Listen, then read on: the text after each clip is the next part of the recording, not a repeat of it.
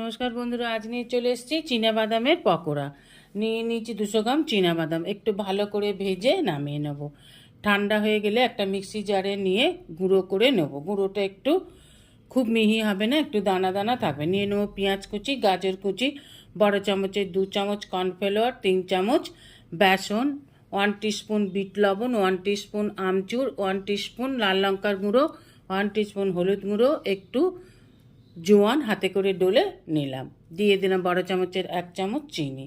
সব উপকরণগুলোকে খুব ভালোভাবে মিশিয়ে নিয়ে অল্প অল্প জল দিয়ে মেখে নিতে হবে। ঠিক এইভাবে মেখে নেব। এবার ওভেনে কড়া বসিয়ে দিয়ে দেবো সাদা তেল। তেল গরম হয়ে গেলে হাতে করে একটু গোলাপাকে চ্যাপটা করে পকোড়ার মতন ছেড়ে দিতে হবে। এবার উল্টে পাল্টে হালকা ব্রাউন কালার করে তুলে নিলেই তৈরি বাদামের পকোড়া। এবার গরম গরম চা বা কফির সাথে পরিবেশন করুন।